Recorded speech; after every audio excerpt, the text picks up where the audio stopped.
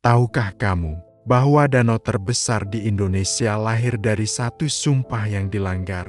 Bukan karena perang, bukan karena gempa, tapi karena sebuah rahasia yang seharusnya tidak pernah diucapkan. Inilah kisah legenda Danau Toba. Selamat datang di Gard Bercerita. Pada zaman dahulu kala, di sebuah lembah subur di tanah Sumatera, hiduplah seorang pemuda bernama Toba. Ia seorang petani dan nelayan yang sangat rajin. Setiap hari, ia bekerja keras di ladangnya atau menebar jala di sungai terdekat. Namun, di balik kerajinannya, Toba menyimpan sebuah kesepian yang mendalam. Ia hidup sebatang kara, tanpa sanak saudara. Rumahnya yang sederhana terasa hampa. Malam-malamnya diisi oleh suara jangkrik dan desau angin, bukan canda tawa keluarga. Kerinduan akan seorang pendamping hidup selalu memenuhi hatinya. Setiap kali ia melihat keluarga lain berbahagia, hatinya terasa sedikit teriris. Ia hanya bisa menghela napas, lalu kembali melanjutkan pekerjaannya, berharap kesibukan bisa mengusir sepi yang selalu menjadi teman setianya. Ia sering berdoa kepada Yang Maha Kuasa, memohon agar suatu hari nanti, kesendiriannya akan berakhir. Suatu sore yang cerah, Toba memutuskan untuk pergi memancing di sungai yang airnya jernih. Ia berharap bisa mendapatkan ikan yang cukup besar untuk makan malamnya. Sudah berjam-jam ia menunggu, namun tak seekor ikan pun menyentuh umpannya. Matahari mulai condong ke barat, dan Toba hampir putus asa. Saat ia hendak menarik kailnya untuk pulang, tiba-tiba ia merasakan tarikan yang luar biasa kuat. Joran bambunya melengkung tajam. Toba mengerahkan seluruh tenaganya, berjuang melawan kekuatan dari dalam air. Ia tahu, ini bukan ikan biasa. Dengan susah payah, ia menariknya perlahan ke tepian. Betapa terkejutnya ia saat melihat apa yang tertangkap di ujung kailnya. Seekor ikan mas raksasa, dengan sisik yang berkilauan seperti emas murni di bawah cahaya senja. Matanya memancarkan cahaya aneh yang menenangkan. Toba belum pernah melihat ikan seindah dan sebesar ini seumur hidupnya. Hatinya bersorak gembira. Ia membayangkan betapa lezatnya ikan ini jika dimasak, dan cukup untuk persediaan makan beberapa hari. Dengan hati-hati, ia membawa ikan ajaib itu pulang ke gubuknya. Setibanya di rumah, Toba meletakkan ikan mas itu di sebuah wadah besar. Ia mulai menyiapkan bumbu-bumbu dan kayu bakar untuk memasaknya. Namun, saat ia berbalik untuk mengambil pisau, sebuah keajaiban terjadi di hadapannya. Ikan mas itu perlahan-lahan berubah wujud. Sisik emasnya lenyap, digantikan oleh kulit yang halus dan putih. Siripnya berubah menjadi tangan dan kaki yang jenjang. Dalam sekejap mata, di hadapannya kini berdiri seorang wanita dengan kecantikan yang luar biasa. Rambutnya panjang terurai, matanya menatap Toba dengan lembut. Toba terpana, tak bisa berkata-kata. Ia mengira dirinya sedang bermimpi. Wanita itu tersenyum, senyuman yang mampu meluluhkan hati siapapun yang melihatnya. Toba berdiri mematung, antara tak percaya dan terpesona oleh keindahan yang ada di depannya. Ruangan yang tadinya sepi, kini terasa hangat oleh kehadiran sosok misterius itu. Wanita jelita itu pun angkat bicara, suaranya merdu seperti alunan musik. "Jangan takut," katanya lembut. "Aku adalah putri dari alam gaib yang dikutuk menjadi ikan. Kau telah membebaskanku dari kutukan itu." Toba masih terdiam, berusaha mencerna semua yang terjadi. Wanita itu melanjutkan, "Sebagai tanda terima kasihku, aku bersedia menjadi istrimu." Mendengar tawaran itu, jantung Toba berdebar kencang.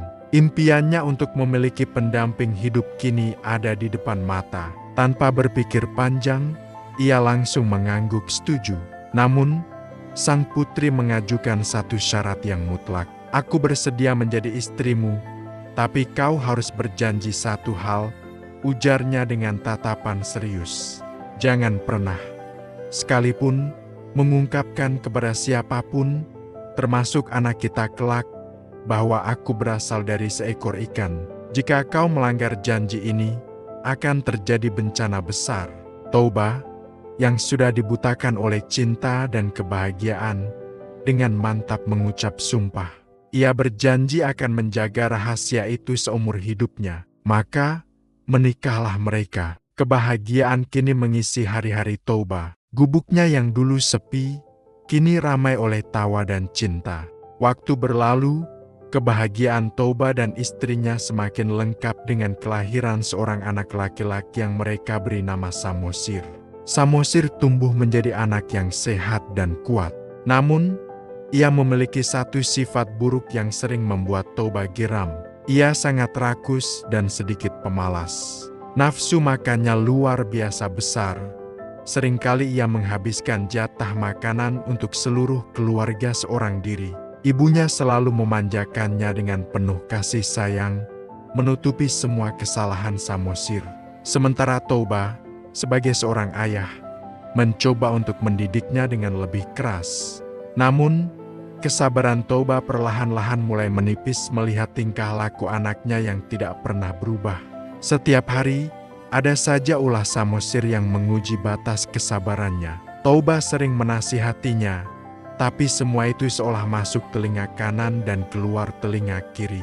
Cinta Toba pada anaknya besar, namun kekecewaannya pun semakin menumpuk di dalam hati. Ia hanya bisa berharap suatu saat nanti Samosir akan berubah menjadi anak yang lebih baik dan bertanggung jawab. Hingga suatu siang yang terik, kesabaran Toba benar-benar habis. Seperti biasa, istrinya membekali Samosir dengan makanan untuk diantarkan ke ladang tempat Toba bekerja. Namun, di tengah perjalanan, Samosir yang merasa lapar tidak bisa menahan diri. Ia berhenti di bawah pohon rindang dan melahap semua bekal yang seharusnya untuk ayahnya, hanya menyisakan tulang belulang dan sedikit nasi. Ketika Samosir tiba di ladang, Toba yang sudah sangat lelah dan kelaparan menanyakan bekalnya. Dengan wajah tanpa dosa, Samosir menyerahkan bungkusan yang sudah kosong itu. Amarah Toba langsung meledak. Lelah, lapar, dan kecewa bercampur menjadi satu.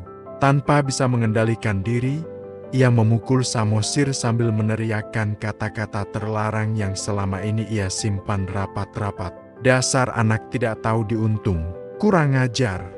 Dasar kau, anak ikan. Seketika, setelah kalimat itu terucap, segalanya berubah. Langit yang tadinya cerah mendadak menjadi gelap gulita. Petir menyambar-nyambar dengan suara yang memekakan telinga. Samosir menangis ketakutan dan berlari pulang untuk mengadu pada ibunya. Sampai di sini dulu ceritanya. Kalau kamu suka kisah legenda Nusantara seperti ini, jangan lupa like dan subscribe Gard Bercerita. Karena setelah ini, bencana besar akan dimulai. Samosir tiba di rumah sambil menangis terseduh-seduh. Ia menceritakan semua yang terjadi di ladang, termasuk umpatan yang dilontarkan ayahnya. Mendengar itu, wajah sang ibu menjadi pucat pasi. Hatinya hancur berkeping-keping. Sumpah sucinya telah dilanggar. Janji yang menjadi pondasi rumah tangganya kini telah runtuh. Dengan air mata yang berlinang, ia memeluk Samosir dengan erat. "Nak," bisiknya dengan suara bergetar, "ayahmu telah melanggar sumpahnya. Tidak ada lagi harapan bagi kita. Segeralah lari, naiklah ke bukit tertinggi dan jangan pernah menoleh ke belakang." Sang ibu tahu, akhir dari segalanya telah tiba. Ia menatap keluar jendela, di mana angin mulai mengamuk dan hujan turun dengan derasnya. Ini adalah pertanda dari malapetaka yang akan datang. Ia menatap anaknya untuk terakhir kalinya, sebuah tatapan penuh cinta dan kesedihan yang mendalam. Tanpa membuang waktu, Samosir berlari sekencang-kencangnya menuju bukit tertinggi seperti yang diperintahkan ibunya. Sementara itu, sang ibu berlari menuju sungai, tempat ia pertama kali bertemu Toba. Hujan turun semakin lebat, seolah langit ikut menangis. Gemuruh guntur terdengar bersahut-sahutan.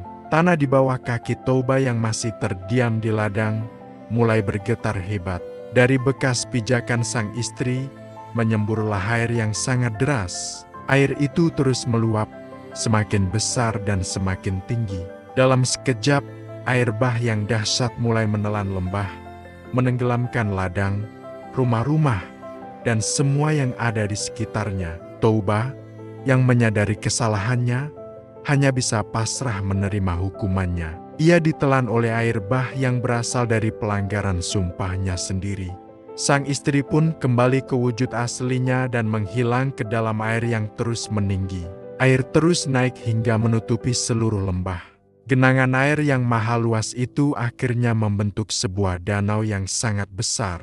Bukit tempat Samosir menyelamatkan diri tidak ikut tergenang, dan kini menjadi sebuah pulau di tengah-tengah danau itu. Masyarakat setempat kemudian menamakan danau raksasa itu Danau Toba, dan pulau di tengahnya diberi nama Pulau Samosir.